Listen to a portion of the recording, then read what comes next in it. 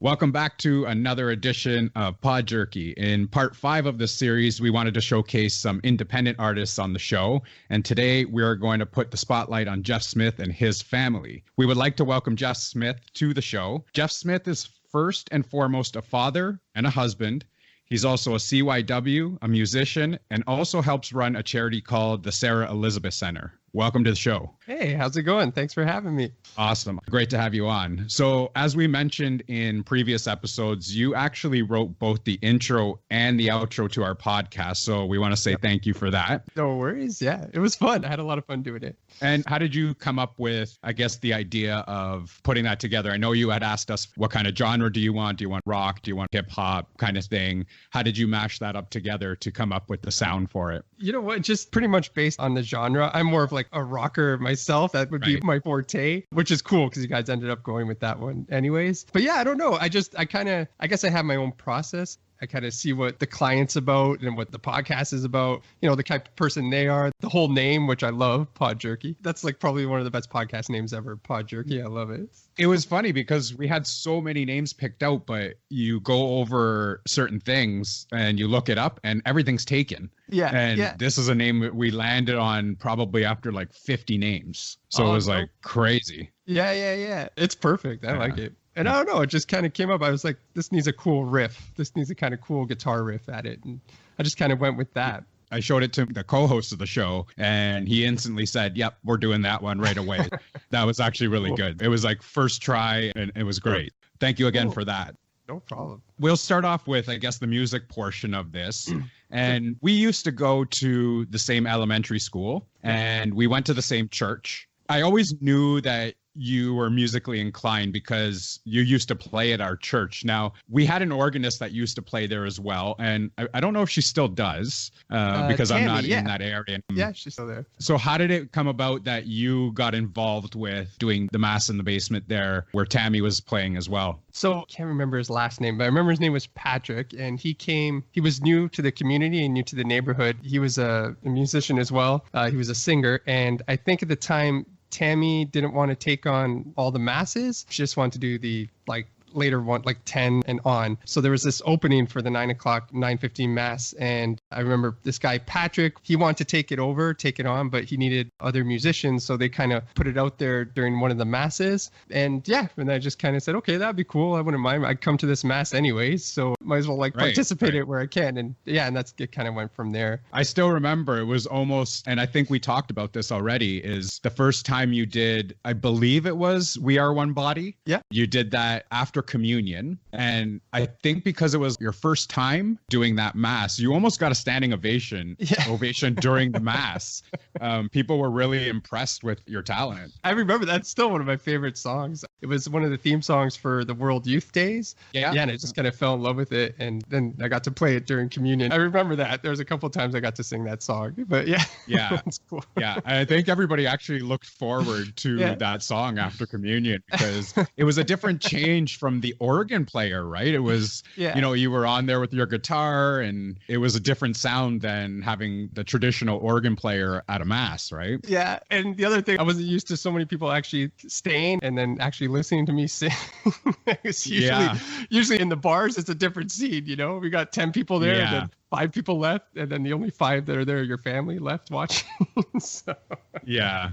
But I mean, it was really good. It was really good to have a different sound there and somebody that could actually sing and sounded good and all that, right? So, And I started actually following you on SoundCloud before I even touched base with you because I knew you had a music background and I always love music. I love listening to music. I love listening to new artists. I love, everything about music. Yeah. And I started listening to some of the covers that you did and ended up showing them to some of my friends. And they were actually more impressed with your cover than they were the original song. How did you get started just doing the covers? Was it more like, did you get a lot of requests for them or was it just something that you decided to cover on your own? So being part of a band growing up, basically it was always me and my brother Phil playing together in bands and stuff. But the thing was I guess you could say covers I guess the way we started doing covers was because that's where the gigs were and that's where the paying gigs were. So a lot of like when we're doing original stuff, usually they just end up paying you in beer. You're lucky if you get your expenses covered. So covers was doing cover gigs was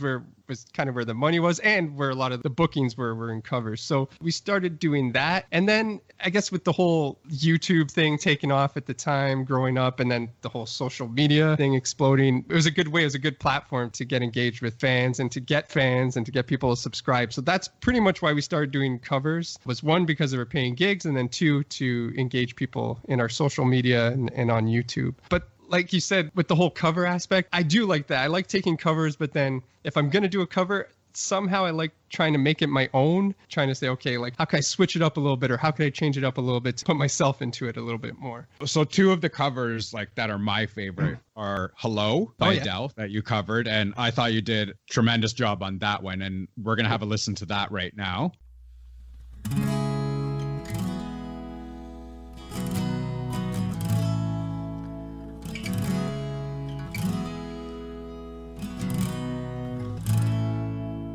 Hello, it's me. I was wondering after all these years if you'd like to meet to go over everything. They say that time's supposed to heal you, but I ain't done much healing. Hello, can you hear me?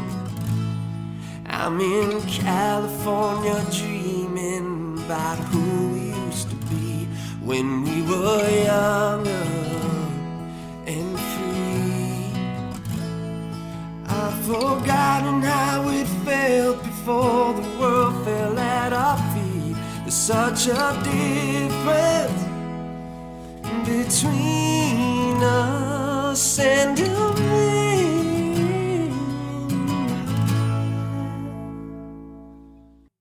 And then Wayfaring Stranger, which I'm going to play right now as well. Whoa, whoa.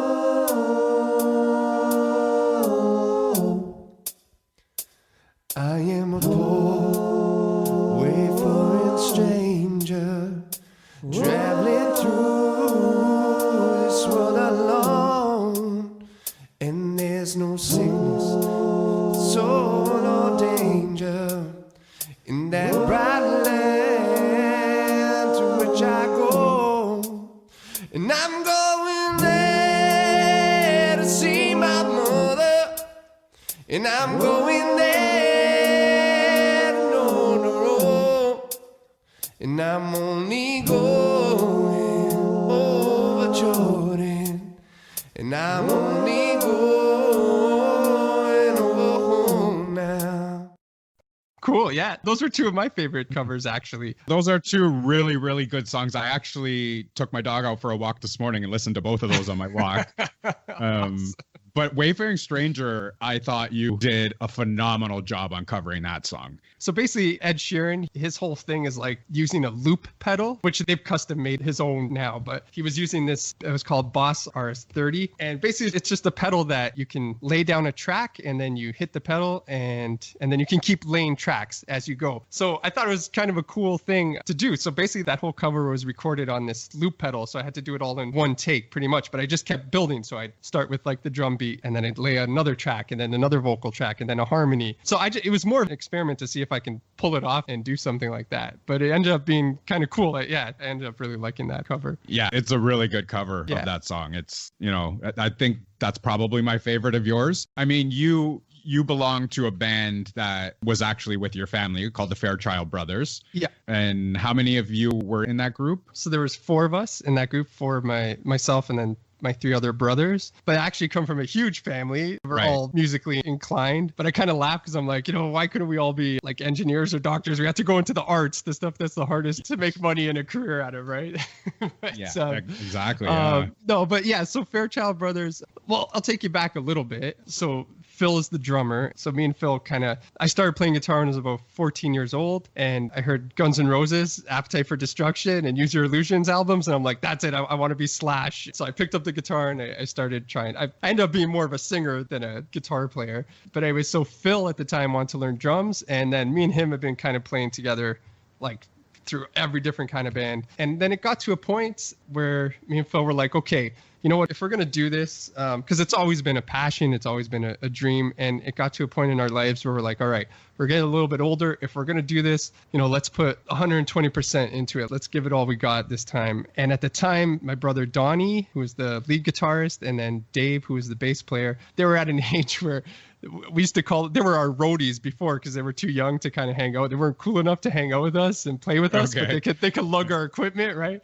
But they got to an age where they were pretty good. They had honed their skills, and we said, okay, let's give this a shot. Maybe we have something here. Like, we all get along, we play music together, and maybe that could be a selling feature as well, that we're all siblings. And one of the things that we really appreciated about being siblings in a band was the sibling harmony. I don't know, there's just something about when you sing with siblings and the harmonies that you come out of that, like vocally, they're just beautiful. I don't know. I love something about sibling harmony. So that's pretty much how the band got started. This was like, okay, we're going to go full out and give it what we got. Yeah, and that's pretty much how the band came to be anyways. So what was the inspiration behind the music? Like the songs that you wrote, what inspired you to write those types of songs? I know you had a video actually that came out that was called I Have Your Touch, and that includes your sister as well, Marianne. Give a little sample of that right now. I have your touch.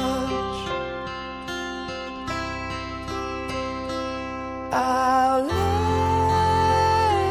it on the line. Feel your hand in mine. If the road we walk gets rough, I know I have your touch. When the days are dark, yeah, my nights so long, I know I'll find my peace being in your arms. And I know if life gets tough, I have your touch.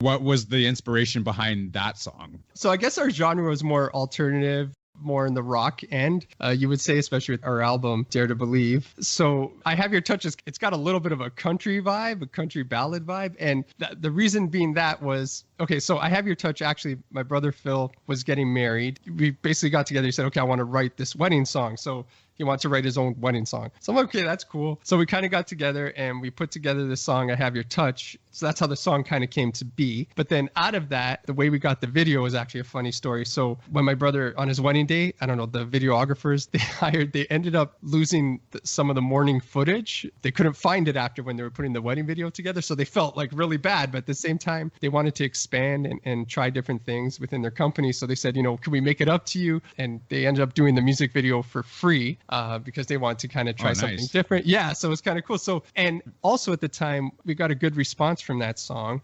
So we ended up submitting it to this international songwriting competition, and we ended up winning in the country genre, which was fun. We came in first in this international songwriting first, but under the country genre. So I thought it was kind of funny because we'd mostly done rock, and then we get this like... Right. Yeah, which was kind of funny. But now, did that pick you up more notice with your band to win that prize, or because you were in the rock genre, was it like not that much of a, I guess? So that was a little bit later on. So basically, I guess what kind of put us on the radar was so we had made the album, Dare to Believe, and we ended up doing 2 radio campaigns. And then we got a little bit of radio play on we released 2 singles off that, Dare to Believe and I'll Take You. Yeah, and those are the 2 songs that I'm going to play as well, because those are the 2 songs we were going to talk about, yeah.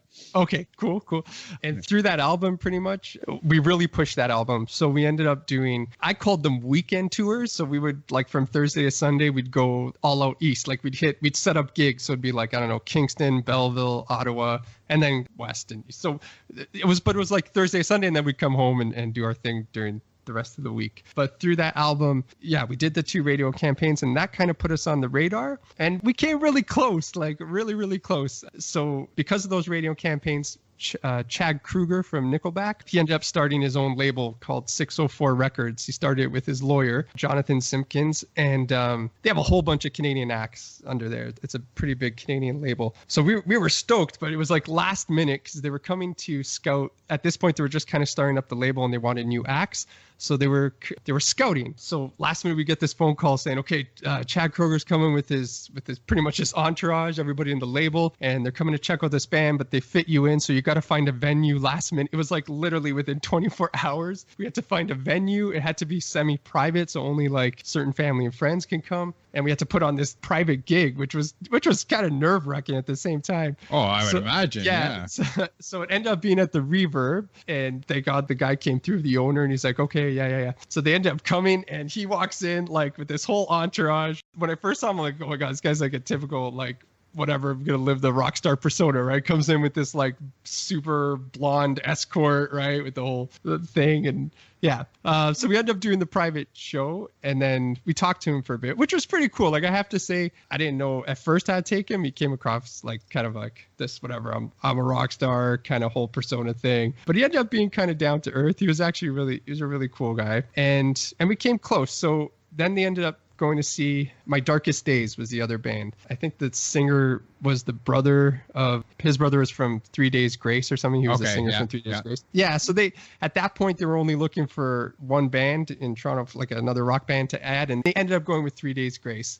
But I mean, it put us on the radar, and we did all right. I think we failed, and I think where a lot of artists might fail, or it's a good tip to know, is that I think we put all our ducks, like we didn't line up our ducks in a row. We put everything into one basket.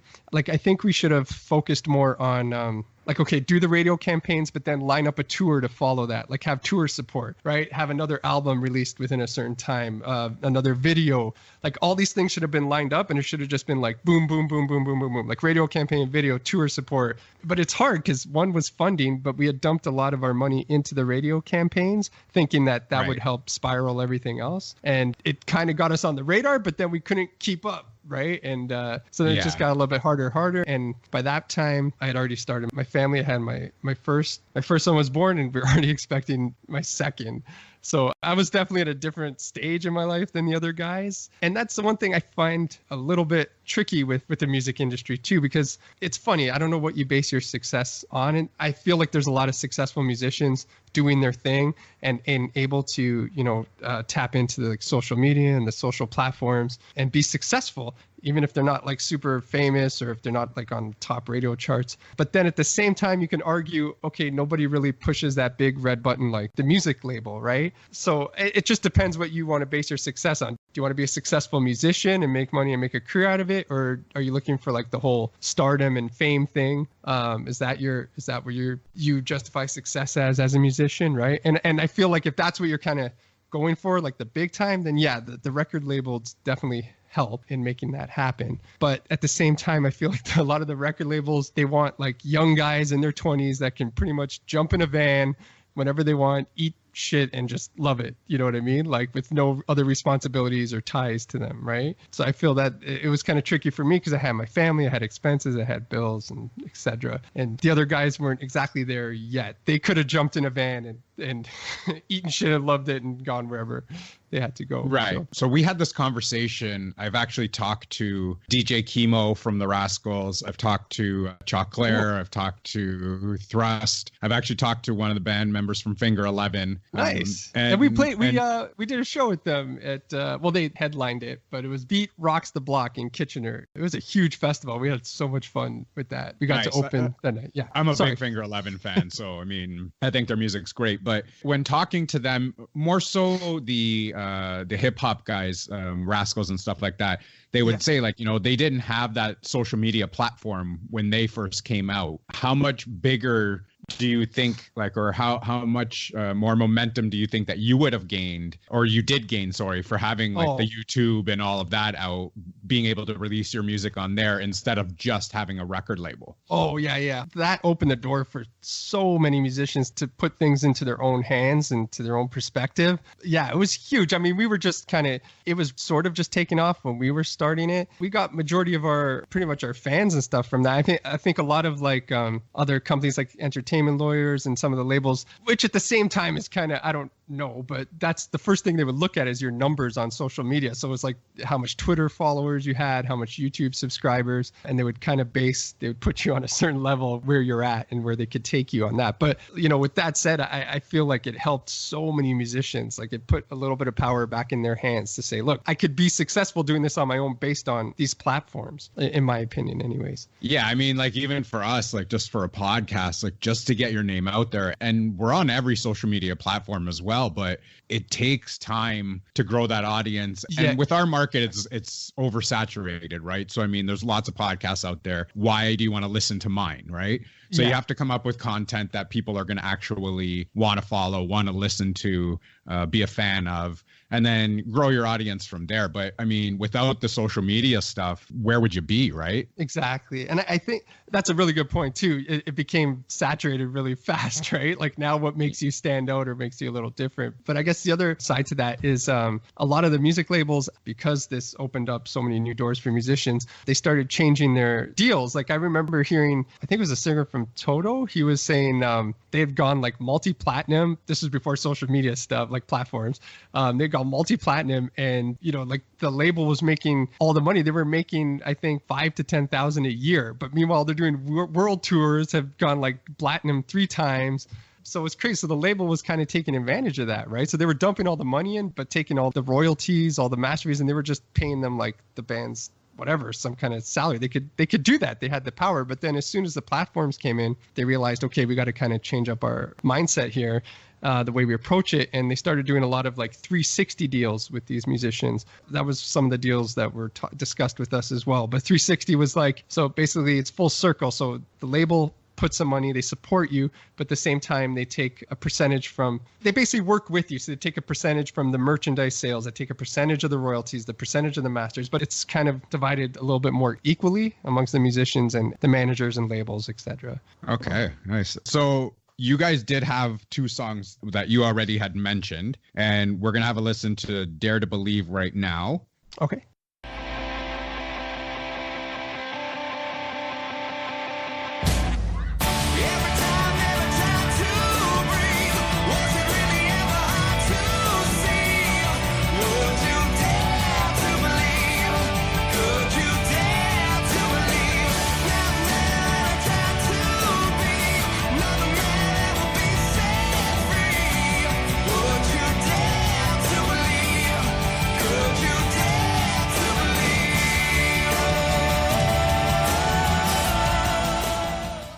And do you want to discuss that song first? How that song came up for the album?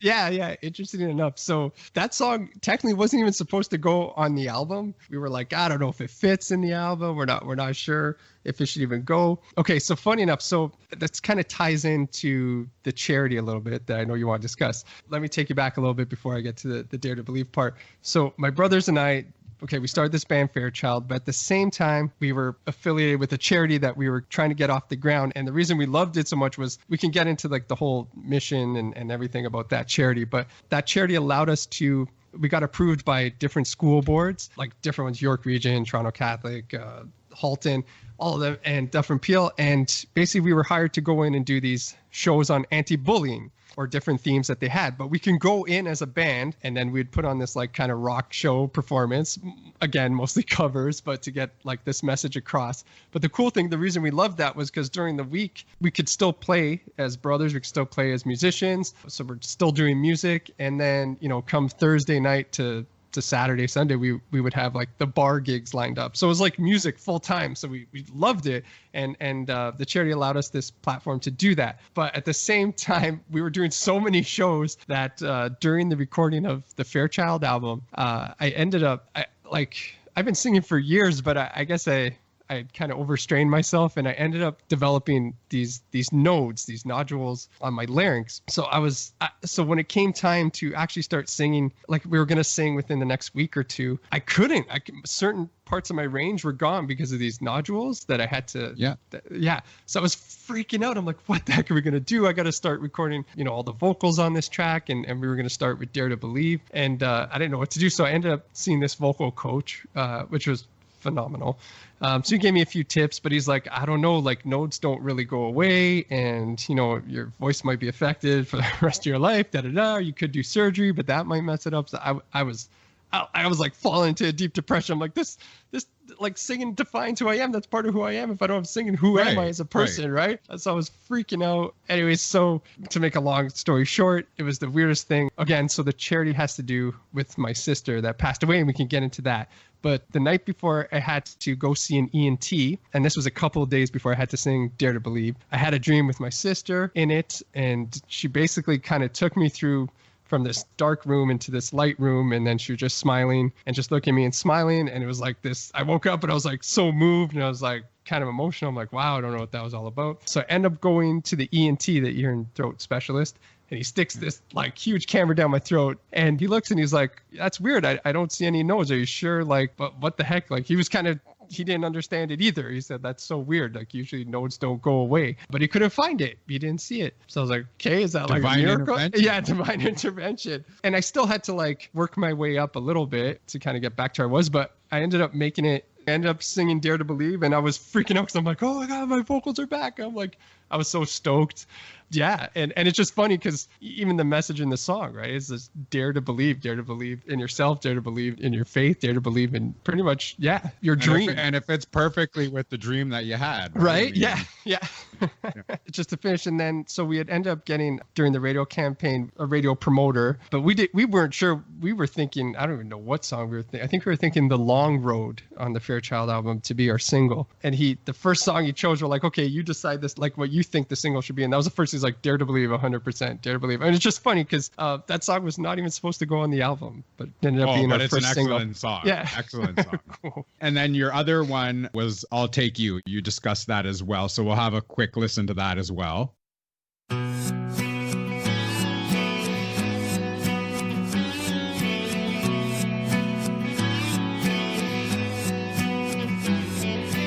Why do I even bother? Damn, you're a child of the water now. It's getting even harder. Yeah, chill. You make my body shiver. Damn, you're looking better than ever, girl. When I come, I deliver. Yeah.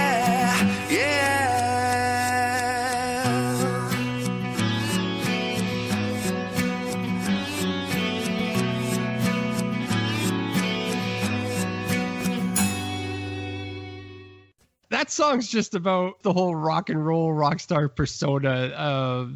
There was nothing too much. I was actually just in my basement and came up with the first guitar riff and just that line that I'll take you. And it just kind of went from there. I guess you could say it's a very sensual song. But again, it's just about that whole like, I'm just a rock star, living the rock star dream. The whole sex, drugs, rock and roll kind of part of it. Even though I'm so not like that, but I figured let's write a song about that. I have read that these songs actually reach top 40 charts in Canada. Is that true? Yeah. So they do on the websites and stuff. They only show top 100. So Dare to Believe made it, I think, on top 40 CHR, Contemporary Hit Radio. It made it to 110 or 112. And then I'll Take You, I think, was like 120. So it made it on two formats, on Contemporary Hit Radio top 40 and on Hot AC charts, which is adult contemporary. Yeah. That's fantastic to have that credited to yourselves. Yeah, it was a nice validation. Like, we'd worked hard for it. It's all we knew how to do pretty much our whole lives is music, right? It was all about music. It felt like a certain type of accomplishment at that point of our lives. So we've already discussed, I guess, why you kind of dialed back the whole music aspect of your life right now, having a family, having a job, having to take care of the family. But your brothers have actually continued on. Donnie Smith has continued, and your other brothers continued with City Circuits. Yeah. We do want to have them on the show, so we don't want to play any of their music right now, but we do want to have them on the show. But if you want to talk about the two of them trying to go off on solo careers, the floor is open to you for that. Yeah, they're awesome and they're super talented. I love those guys, and I'm so happy that they're continuing and they're making like great music and they're better musicians than I am. So, I mean, I guess that's the question, right? I mean, especially as an artist, I guess for all artists, it's that defining question, like when's enough?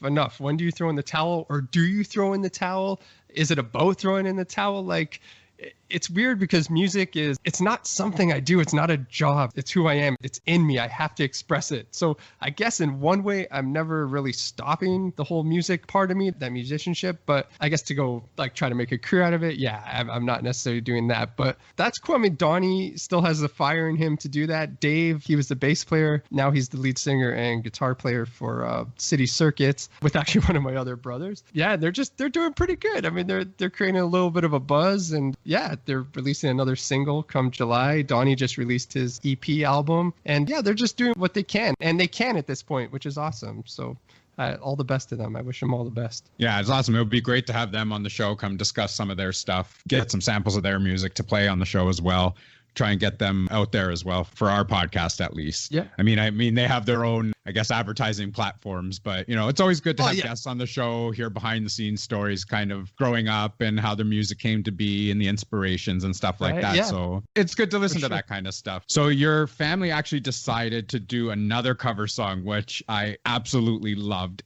I think it's newer now that you just released it out. It was called Brother by Need to Breathe, right? Yes. You guys released that as a kind of a tribute to frontline workers, I guess, for COVID-19. And you also entered that into Canadian Family's Got Talent. Yes. We'll have a quick listen to that as well.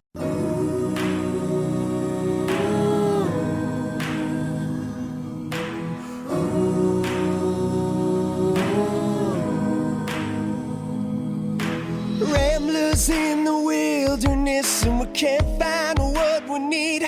We get a little restless from the searching, get a little worn down in between. Like a bull chasing the matador, is a man left to his own schemes. Everybody needs someone beside him, shining like a lighthouse from the sea. Brother, let me be your shelter, never leave you all alone. I can be the one you call when you're low, low. Brother, let me be your fortress when the night winds are driving on. Be the one to light your way, bring you home, home. How did that all come to be for the frontline workers? We did this Christmas cover back in December, and then, it was Feed the World. That's it. Because we got such a huge response. Like, we didn't think we'd get that much of a response, just singing as a family. And again, I don't know, I feel this calling to serve where I can and help where I can, using the God-given talents that I got. I want to give back in some way. That's always been a part of my life and my mission work. And yeah, we just thought it was a great idea. Like, we wanted to do something to give back. And my brother, Joe, he's the one that put the video together. He's a videographer. He kind of said, okay, like, we can do this. And he found the Canadian, I didn't even know about the Canadian Family's Got Talent thing. That was kind of secondary to the purpose of this. Yeah. But yeah, I kind of brought up the idea. And then my brother Joe was the one that he was thinking, I actually heard this song. I think it would be great. And then he kind of he went to everybody's, house and room and filmed it and put it all together. So that was really all on him. Like, kudos to him for putting that all together and such. And we had to get it because Canadians Got Talent. It was like, it had to be in within like 2 days that we had started. So he was up for like, 24 hours just putting this whole thing together. But yeah, it was just a nice way to give back. And again, like, I love singing with my siblings and the whole sibling harmony thing. So yeah, it was just awesome. Well, with this whole quarantine thing, you guys would have had to film separately, right? Yeah. How hard was that to do? Because I was watching the video, and I always think about this when I'm looking at videos that have people that are not together in the same room. How do you do that where, you get your sound to sound together, like that you're doing the song? So because it wasn't live, We had pre-recorded our parts, but I took care of that, of the tracks and editing it and breaking up the parts. That was a little intense. That was tricky.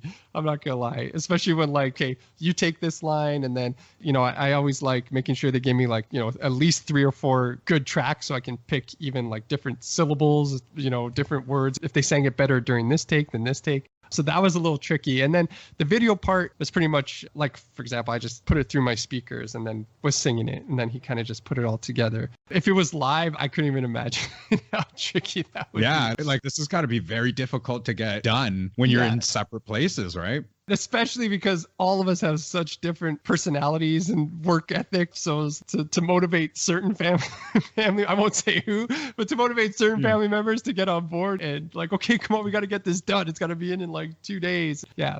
Fantastic job on the video, the music. I mean, it's a great tribute. I actually looked up the song online with Gavin DeGraw, right? He's featured in that song as well. And I'm going to go back to this again, and I'm going to say I actually like your version better.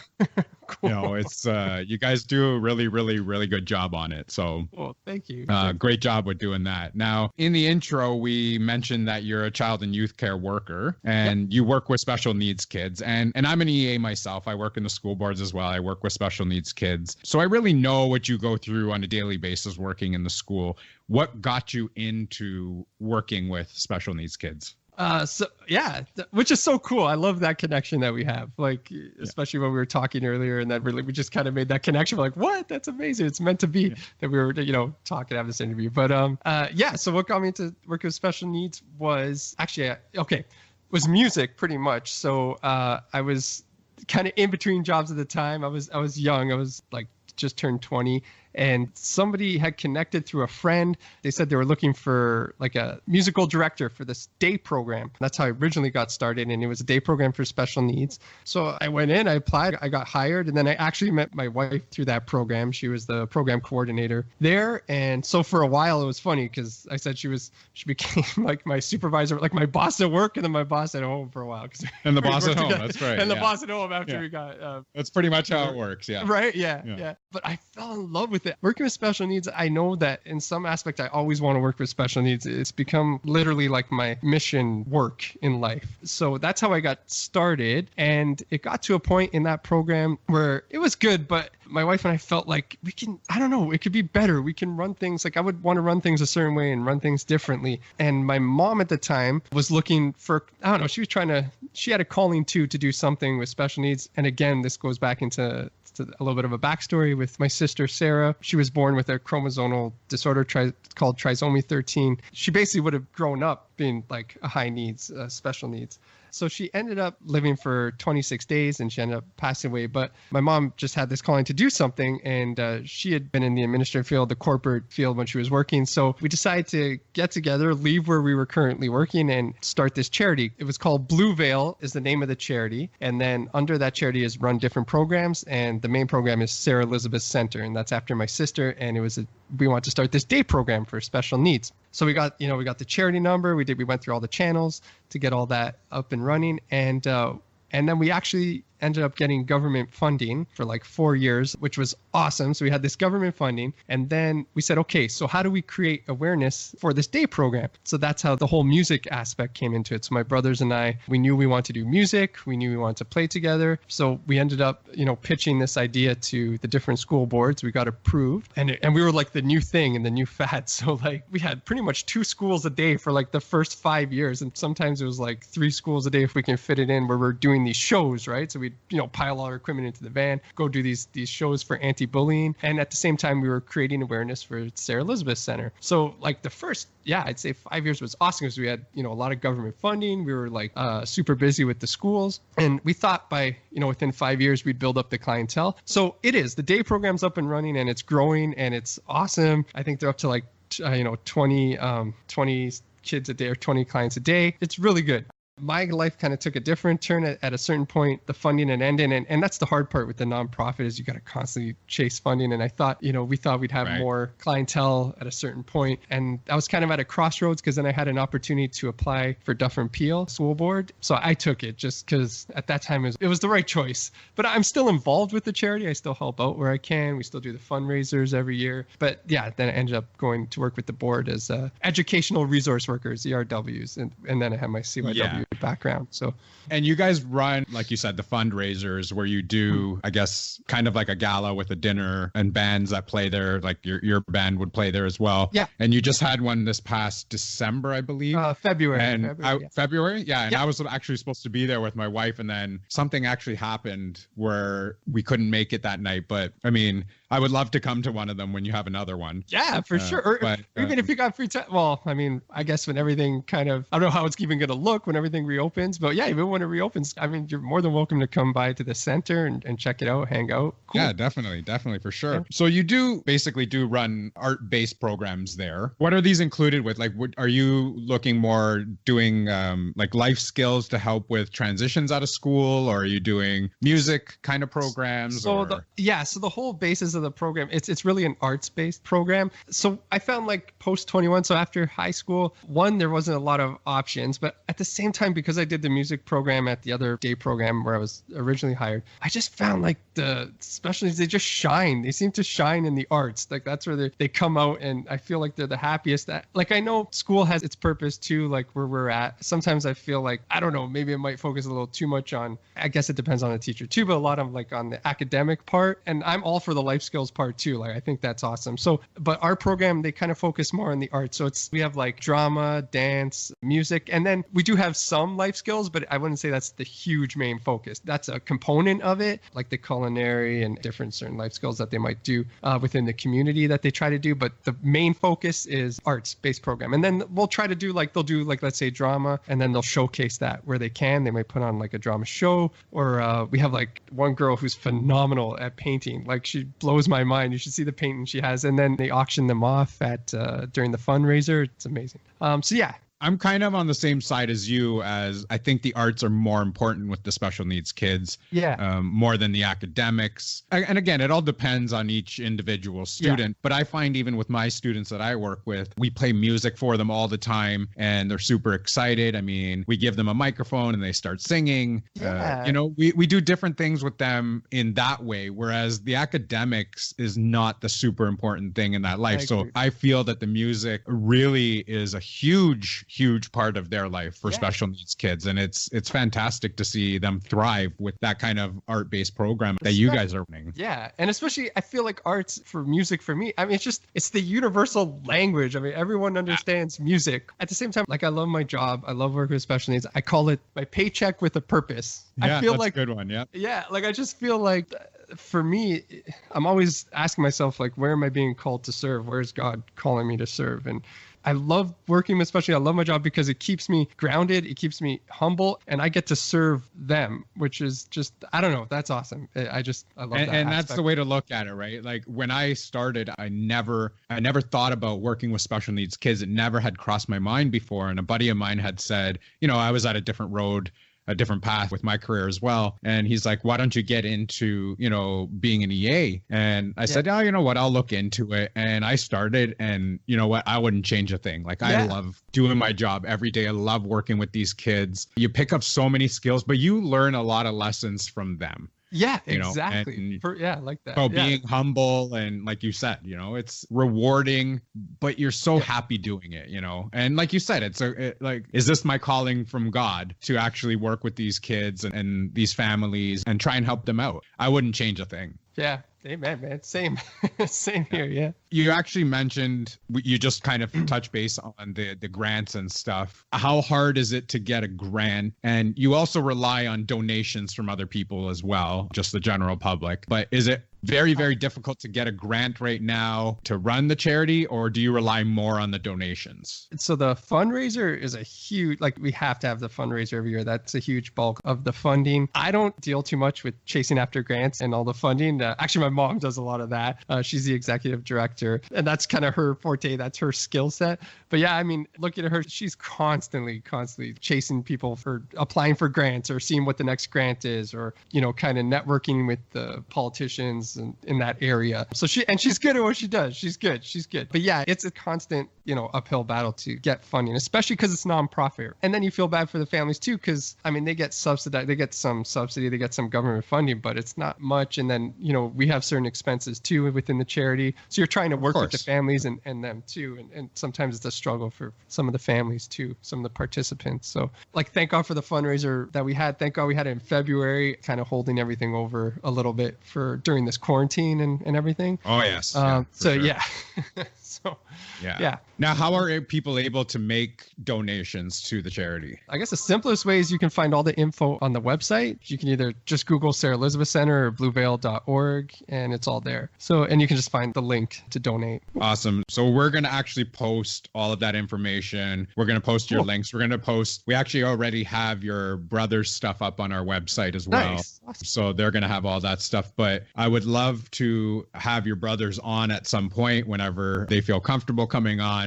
We can do a show with them as well. You're welcome to join them as well. We can talk more Fairchild Brothers as well. And we'll kind of wrap that up with the interview for this. If there's anything else you want to say, feel free, go ahead. You know what I was thinking? I don't know if this would work, but let's see. Is it cool if I kind of end off with a song here? Of course. Yes, yeah? Absolutely. All right, cool. So I give away my age here, but I just turned 40 this past month, and it kind of calls you to reflect. I know it's a bad age. I mean, right. You know, I'm going to be 41 in a couple months. So we went through that last year. Yeah. Yeah. So it kind of forces you to reflect and look back. I really like, if I could walk away, you know, at the end of my life with very few regrets, then I'm happy. And I don't. Like, I love everything that happened, and I believe God had a plan, and everything kind of played out the way it had to. But, you know, as a musician, I'm still writing. I work with a good friend of mine, Jeff Eden from Studio 8, and, you know, we've tried to record a bunch of stuff and build up our catalog and publish music where we can. So I'm still kind of, I'm not actively gigging, but I'm still trying to, you know, write and record. I'm always doing something. Of course. So this song was kind of what I was talking about earlier about, you know, when is enough? When do you throw in the towel? When do you not? It's that struggle of a musician. It's that struggle of growing up and getting older and maybe feeling like, you know, the industry thinks you have nothing to offer, but you still have a lot to say. And it's all about, you know, again, do it while you can, rise up while you can. And then at the same time, don't stop fighting for what you believe in, fighting for your dreams. So this song is called Rise Up. And if you just give me a second, I will grab my guitar, add a little bit of reverb. Let's see here. Okay. And I haven't really warmed up. All right. No worries. I wasn't expecting this. This is fantastic. Okay, cool. Can you hear my guitar? Are we good? I can hear it, yeah. Okay. So this song is called Rise Up.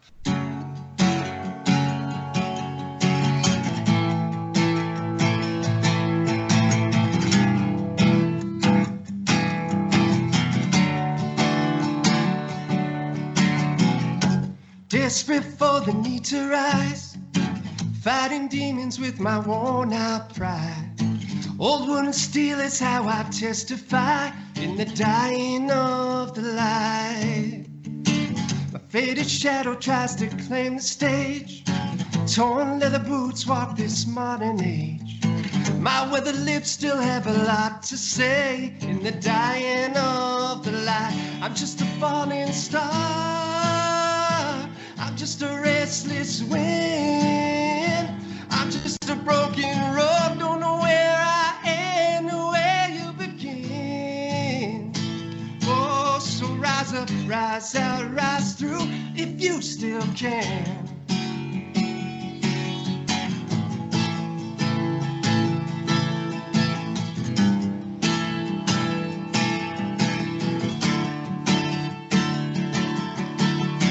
There's no encore for this empty room.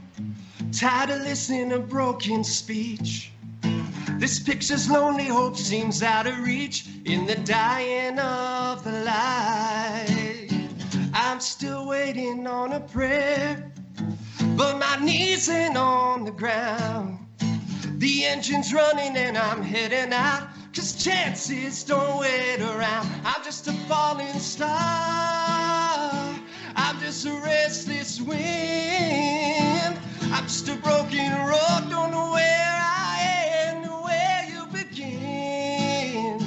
I'm just a rolling stone, just a washed out dream. Oh, but I keep taking all these punches till 10's counting for me. Oh, so rise out, rise through while you still can. And I'm leaving all these pieces of this broken life, stepping out, shifting gears in the midnight skies, chasing down highway lights. Springsteen on the radio, but this ain't no thunder road, more like a wild unknown, and I ain't ready to sing about no glory days, wasted time, heavy hours, wasted days. No, this is for all the broken hearts pushing around this suffering cause. Take my hand, we can rise above.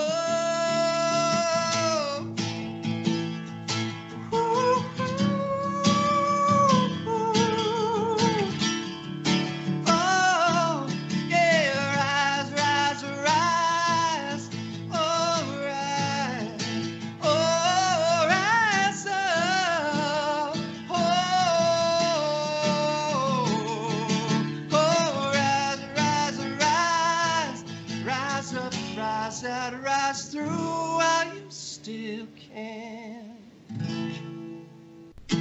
Yeah. Put that on a CD and sell it. I'm buying it. Awesome. Yeah. Yeah, I think see, that's my genre of music. You know, that's my genre of music that I listen to. So I'm actually going to cut that video out of that live performance if you don't mind. Yeah. And I'm going to post that too on our website, and I'll send it to you so that you can post it if you want. Sweet. Yeah, man. That's awesome. Thanks. Yeah, that was awesome. That was a nice surprise to kind of end off the podcast. That was great. We want to say thank you to you for actually coming on the show. You're actually only our second guest so far. Got some other guests lined up, but like I said, we do want to get your brother on. We thank you for coming on the show. That's pretty much going to wrap up this episode. So again, don't give me any surprises here, but if there's anything else that you want to say before leaving the podcast, floor is open to you. Yeah, no, I just want to thank you like so much for having me as a guest. I mean, you're awesome, man. I mean, thank you. I had a blast doing this, and I wish you guys all the best of luck as well. And I'm honored to be the second guest. So yeah, thank you so much, man. Thanks. Awesome. Thank you. So we're going to end that episode right here. And as always, stay safe, be kind to each other, and we'll see you later.